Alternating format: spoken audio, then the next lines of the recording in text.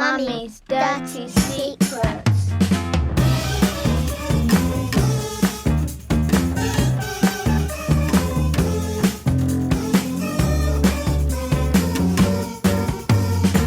Hello everybody and welcome to Mummy's Dirty Secrets episode 15. I'm Kelly. And I'm Yasmin. And we're going to continue on from last week and how to please your man from the 1950s version of it. So does it still stand? Do we still like this? Who knows? Let's see what the how to please a husband in the 1950s. 9 tips for taking care of your husband, taken from a 1950s home economics book. I used to have home economics at school. Oh, this is a fun one. Are you on the same as me? I think I've just changed. Mine is 7 tips for keeping your man. Oh, okay. Do you want to do your one? Well, I'm point number 2 on this one. This is babyology.com.au. But point number 2, take 15 minutes to rest so you'll be refreshed for when he arrives. Oh, Touch up your makeup. Put a ribbon in your hair and be fresh looking. That's saucy. Remember, he has just been with a lot of work-weary people. Be a little gay and more interesting. His boring day may just need a lift. Well, that's very charming. Here, I've got this one is 7 tips for keeping your man in the 1950s. And this is from mentalfloss.com. Number 1, don't talk. I'd be divorced straight away then. Yes, they don't bother your husband with petty troubles and complaints when he comes home from work. Be a good listener. Let him tell you his troubles. Yours will seem trivial in comparison. And remember, your most important job is to build up and maintain his ego, which gets bruised plenty in business. Morale is a woman's business. Let him relax before dinner. Discuss family problems after the inner man has been satisfied. It's no wonder we have issues with realising that it's not our job to please other people, is it? In relationships, how many relationships do you go through before you realise, oh, hang on a minute, it's not even your job to make me happy or me to make you happy. It's my job to make myself happy. But this has been ingrained. How long has this been going on for? Number 2 here is bad cooking will drive your man to seedy saloons. Yeah. That lasagna was rubbish. I'm just going to I'm going out to a saloon. Be the hot steak, not the cheap pork. Oh. Yeah. How are they explaining this one? Isn't that... Oh, what's cheap pork? I love it. So don't they say, why do I have a burger out when I've got a steak at home? Isn't that the saying that they used to have? Something like that. Why would I have... was it something like, why would I have rump when I've got... Oh, no. Philias, something like that, isn't it? This one, I do like number 4. Okay. I'm going to jump in here. Don't be a sexual vampire or a frigid franny. Oh, dear. Just as the vampire sucks the blood off its victims in their sleep when they're alive, so does the vampire woman suck the life and exhaust the virality of her male partner or victim. Wow. What do they explain for the frigid franny then? Now, if you're one of those frigid or sexually anaesthetic women, don't be in a hurry to inform your husband about it. To the man, it makes no difference in the pleasurableness of the act whether you're frigid or not, unless he knows you're frigid, and then he won't know unless you tell him. And what he doesn't know won't hurt him. Heed this advice; it's saved thousands of women from trouble. That's horrendous. We're basically just saying, be quiet and take it. Take it. Darling, which doesn't just to let you know, I am a frigid franny. So I will just be lying there throughout this 3 moments of your pleasurableness, but just ignore me. I'm just here. Oh, number 5, pink panties. I'm not being funny, but he will know, because I think we've all engaged in a bit of activity where we weren't really that bothered. Yeah. And I'm sorry, there's a difference. Yeah, when you're yawning and reading a book, they do notice, don't they? Especially got the bedside. If you do it without the bedside lamp, you're all right. Yeah, so pink panties are a must. Oh, dear. That's me out then. I've got, this one seems somewhat disappointing now. Minimise all noise. This is point number 5. At the time of his arrival, eliminate all noise of the washer, dryer, dishwasher or vacuum. Try to encourage the children to be quiet, be happy to see him. Greet him with a warm smile and be glad to see him. Oh, I must do that. Definitely, I'm going to take that one on board. I think we should both take on number 6 here. Let him have a little fun now and then. And what does that mean? Which basically means, what if your man strays during your marriage? Get over it, it says. But in case of an occasional lapse on the part of the husband, there may be a bit of advice that might prove acceptable. My advice would be forgive and forget. Wow. Or still better, make believe that you know nothing. An occasional lapse from the straight path does not mean he has ceased to love you. He may love you as much, and he may love you a good deal more. Oh, well, there you go. I'll let Rob know. Yeah, give him a hall pass. Yeah. Off your trot, love. That's very much how it's portrayed in films, though, isn't it? Yeah. You know, okay, darling, and you know, and this is what I was talking about with just that resentment as well. Just kind of like, but maybe that was normal, so that, yeah. Number 7, remember your husband is the boss of you. Oh, dear. Wow. Oh, here. So the advice at the bottom, whoever wrote this article said, stop talking, slap on some pink drawers and start worshipping. Arrange his pillow and offer to take off his shoes. Yeah, don't wear them again. In a low, soft, soothing and pleasant voice, allow him to relax and unwind. As he lays there thinking about his mistress. Yeah, and his rump state. While you fan him with palm leaves and bring him his dinner. No wonder men are a bit miffed nowadays, isn't it? When they had all of this going for them, and now we're like, no, that's not happening anymore. This is all a bit new age down the bottom here. Try to make your home a place of peace and order where your husband can renew himself in body and spirit. Oh, how lovely. I feel like they had it right. They had 50% of it right, didn't they? Yeah. And also, I mean, I can imagine what the answer is, but how would it be received if the wife was to stray? Would that have been kept hush-hush and just forgive and forget? Oh, yeah. Well, they wouldn't have gone out. They're too busy going up and downstairs with their basket and thinking about what they're doing for dinner. But he's had a hard day, but he's got time to have an affair. Yeah, on the way home, yeah. So that was from the 50s. So that's, my God, that's 70 years ago. A lot of men that would love that lifestyle. Oh, right yeah, now. for sure. We've been weighted on hand and foot, aren't you, really? Yeah. But I like how things are now. I mean, I say it as if I've lived that time. I haven't. I used to like that. Yeah, back in the 50s. But no, from what I've seen and from what I've heard, I don't really think couples had that kind of connection where they did talk and share things. I think it was all very... But then maybe that was their way of keeping the love. I know my nan and granddad loved each other very much. Yeah, my nan and granddad. And they didn't need to be big sharers. They still had a lot of love for each other. That probably could also relate to the conversation we had last week about men crying. And we're always saying go back to communication. But I wonder if behind closed doors a lot of families did have good communication, or if the woman just felt that she was a listening ear for the husband's problems. And now, word of the week. Right, okay. Word of the week. I've got 3 words for you. Now, I've stolen some of yours with some philias. So are they naughty? They sound normal, but they're naughty. Well, let's see. So it's from HuffPost.com. Do you ever look at HuffPost? Yes, it's quite good. I quite like that. Yeah. So that's where I sort my. Maybe I'll already know them. Well, I did see a couple of yours on there actually. So you might already know this one. So the first one is, I'm going to say as nasolingus, which is nasolingus. So nasolingus. No, apparently I didn't memorise any sexual fetishes while I was there. That's a shame.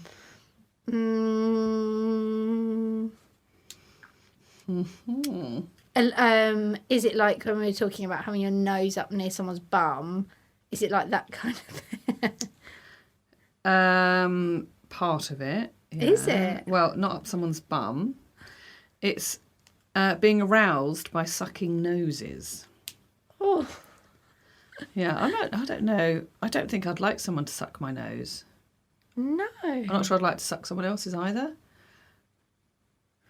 How do you feel about a tongue in the ear? I don't like that at all. I don't like the noise. I don't like that. I mean, the first time somebody done that to me, I felt completely violated. Like, what just happened? It's what the just noise. happened? Yeah. Why would you want... Perhaps there's a... So that's nasolingus. Is there an earalingus or something, perhaps? And I don't want to put my tongue in anybody's ear. I don't mind orifices you don't want to go by. Touching the nibble ear, of the lobe. nibbling the lobe. It's like it's the noise, and sometimes even like round there. I don't like that noise. I don't like it. But I don't even hear people eating and drinking things. I like no, and it's right there, and you can hear it, and it also reminds me of like a puppy sniffing your ear. Yeah. When you no. Firmly against that one. I don't know if I did make myself known there. So nasolingus are the arousal to sucking noses. Not for me, thanks. No. Okay, the next one is urophilia. It's a philia. Is that like the obsession with like golden showers and things like that? Yeah. Whoop, whoop. Oh, she knows it. Tick-ting! Yeah, only because I Arousal practice to it all the urine time. or urinating on others. Oh. I mean, the logistics of that. Like, do you go down to your local... Did you see the shock on my face there? Do you go down to your local hardware store and get, like, tarpaulin before this happens? Blimey, how much do you weigh? I've never weighed on anyone, though, and I can't imagine... I'd be like, worried that it's sort of a little fart slipped out. Oh, sorry about that. I just think that like some things are a bit exciting because they happen in the moment, but like a wee just like it's the whole aftermath of it that if you're not prepared. Yeah. For one, I don't want to do it anyway. Personally, I don't want to do it. But if I'm imagining doing it, I'm thinking, well, then my duvet is going to be wet, and the cheek, right mess. Yeah, I think that's mother's thinking, isn't it? You know, we're not, oh, Christ, not doing that. I've got to do an extra load of wash and not prepared for that this week. Well, and then you might even have to do the cum run with your hand between your legs so nothing seeps out, and you're carrying the pissy sheets as well. No. I did have a friend. I still have this friend, and she went out with a guy who liked. He liked her to poo. No, yeah. He wanted her to poo on him. Did she do it? Yeah. Oh. Again, for me, aside from the poopy thing and the smell, it's the noise. You know, the noise of poo coming out sometimes. That, you know, I don't like. It's like when you clean up something. Basically, a poo out of water smells. Yeah. Like, if ever a few times I cleaned up after my nan, God rest her soul, children in their nappies and stuff, it stinks. Yeah, well, I think the water kind of hides some of the smell. Yeah. And I just think, why would you want that on you? Lexi had a gown to put on after swimming, you know? Yeah. And I'm emptying out the bag and I thought, what is that smell? And a huge, like, not a skid mark, it was like a skid lump. Yeah. In the back of this dressing gown. I'm like, oh, and it just stinks, doesn't it? Yeah. Way more than animal poo, I think. Way more, yeah. So I don't think I'd want to wee on somebody. But I mean, do they literally come from having someone, like, are they literally laying there erect, watching you do it, and then do they just spontaneously... Is it during? Because, I mean, usually during I don't want to wee. I don't feel the urge to wee. But that's when you can squirt, isn't it? Because apparently if you get past that barrier of feeling like you need a wee, then you can release the other fluid. Yeah. But squirters. Yeah. I remember a comedian once saying that she daren't wee on someone because it was like acid rain at her age. I don't know. I don't know why. I just don't particularly understand it. No. But then but sometimes there's things that you think that you won't do and you do. Yeah. And then you're like, oh, okay. So maybe, but I can't see it. Yeah. No. A poo is a hard no. Yeah, It's definitely. not.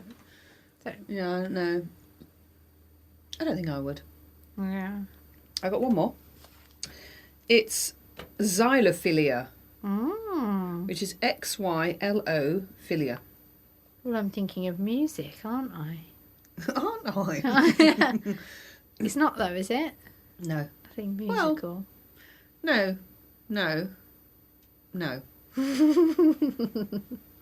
It is being aroused by wood. Oh, Yeah. yeah. It didn't say much more than that, so I don't know if it's like being in a forest or perhaps, your wooden spoon for cooking or a xylophone. A glockenspiel. They're wood, aren't they? Xylophones are metal. Yeah. But when I was going down, there was, I don't know, about 50 philias when I was looking through the list, and some of them like, really? Yeah. No, it can't be. So these, yeah. Thing is, these people all walk among us. Yeah, that's right. I just, like, my first thought was splinters. Yeah. Sometimes you can see something that's been carved. Well, I'd imagine a bit probably of some of the first carpentry. dildos were made out of wood, weren't they? And tusk and stuff. Oh, that just sounds painful, doesn't it? I mean, probably rather the tusk, but then could that splinter as well? Ow, I'm just thinking it's really pointy. Oh, yeah, but wouldn't they have to Buff it down, to it? yeah. Buff it down, put silicone over it and put batteries in it. Job's good. Yeah. Yeah, so, well, there are words of the week. Interesting. And now it's time for the Agony Aunt of the week. Right, okay. Are you ready for the Agony Aunt? Yes. Dear Mummy's Dirty Secret. My girlfriend insists on having her dog in the bedroom, and he sniffs around us. He sniffs around us when we have sex. It's a big problem for me. I'm 32, she's 30, and we've been dating for about a year. I can cope with the dog being in the bedroom at night, but not when we have sex, as he sits and stares at us and then sniffs areas. My girlfriend isn't fazed by this at all. I love her dearly, but the dog is an issue. That would bother me too. I feel like I've been in that situation a few times. You feel like you have, or you haven't? Yeah, I've got vague memories of thinking this is weird. Yeah, I mean, I've not had dogs in my adulthood, but cats always. Yeah, and they like that. Well, cats are curious, aren't they? They just sort of sit and watch, really.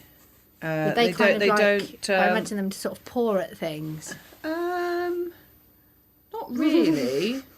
Well, that would be weird. John used to it? like and sit and watch. He would sort of sit. And cats, when they love you, they do long blinks like this. You can't see anybody else, but Yasmin can. So he would sit and do that. It's like he could feel the love. Yeah. But yeah, they're not really pawing, and they certainly don't go around sniffing things, because I imagine dogs cold nose up your bottom and stuff when you're not surprised, when you're not expecting. I remember Jonathan Ross talking about that once. That he was with his wife, and they had a bigger dog, and it came and stuck his nose up his butt cheeks when they were copulating. Well, yes, I suppose that is awkward for the gentleman concerned, isn't it?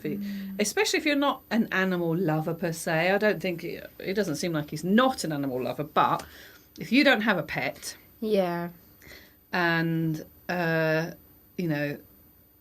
or have never had a pet, to understand the connection that people have to pets is difficult to understand, I think, because some people, most people I know who have got pets have a massive bond. It's like they are part of the family because they are with you 10, 12, up to 20 years. But then part of the family don't need to see you having sex either. No, you wouldn't have your granddad sitting in bed and sniffing around your buttocks. The dog is like curled up asleep on the floor or something, or a stretch on the bed but distance and asleep and not bothering you. But if that dog's going to sniff around, it's got to go. It's got to go. Sorry, it would be very off-putting. It would be very off-putting. But if they wake up in the night, or if the dog's asleep and they've all gone to bed, they might be watching a film or whatever, and then the sex happens, what are you going to do? Kick the dog out, shut the door, 5 minutes later go on, then you can come back in. Yeah, we're finished now, you can come That again. Seems a bit mean on the dog, so... Maybe like throw a treat out of the door. Yeah. But then, that does disturb the flow of things, doesn't it? If you're, getting romantic. You think, hang on a minute, dog's in. Yeah. Or can you sort of cover yourselves with a thin sheet or something like that? Yeah, little sheet. I wonder if he's had this conversation with the girlfriend. I was going to say with the dog. Right, you must stop sticking your nose between my bum cheeks.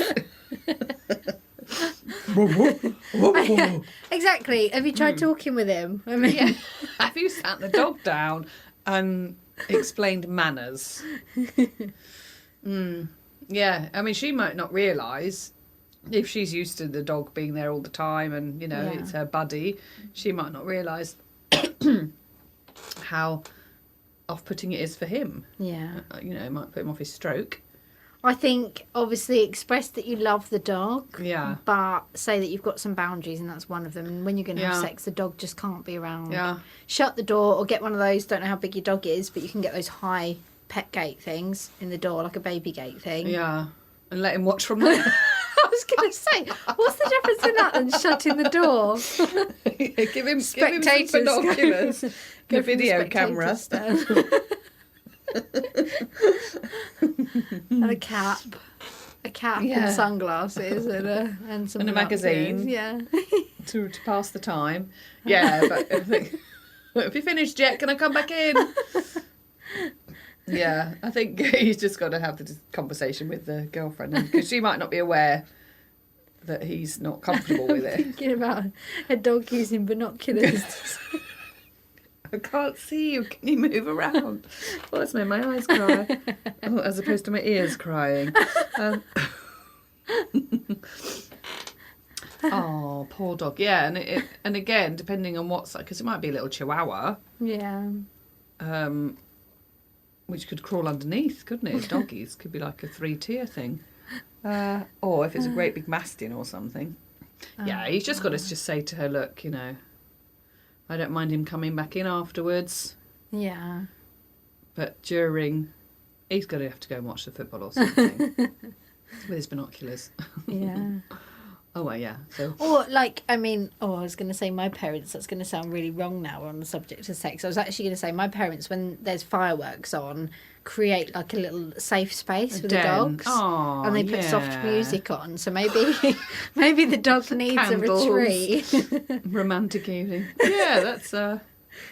Put your rainforest sounds on. Yeah, let the dog have a cosy little den. So then you don't feel too bad. But then you can both get on with your stuff. The dog can do some meditation. Bring its friends round. Watch a bit of watch Friends even maybe. Yeah. Yeah, but I think perhaps it's time to set that boundary after a year and just say that, you're not comfortable with it. You do. And he loves her, it seems, and he loves the dog. I mean, if you've been putting up with that dog's nose up your arse for a year. Yeah. Yeah. That's the thing. Maybe she feels bad about literally shutting the door on that dog. But if the dog did have somewhere nice to go, like a spa, a spa retreat. Oh God, the cinema, maybe. Watch Secret Life of Pets. Have a Hello Fresh delivery scheduled so the dog could cook a nice dinner. What's it called? That. In England, when you get any food delivered, what's it called? Just Eat. Oh, yeah, that's it. Somebody say. We'll have a pooch pamper session. Yeah, get nails done and everything. Wouldn't help him much, shall we? Oh, well, good luck. And maybe get the dog a girlfriend. Yeah. And then they can have the lounge. Yeah. And they can have the bedroom. Yeah. That's solved. Just get another dog. It won't be any problem. No, it'll be fine. Get 4. And a cat. And a bird. And then that should take the heat off that one in the bedroom. Yeah. Sorted. Absolutely fine. Done. Yeah, I think we've done that, yeah. All right, thanks for writing in. Oh, it's time to say goodbye now. And thank you for listening. We got the giggles. Yeah, thanks. Bye. Bye. Oh dear, there we go.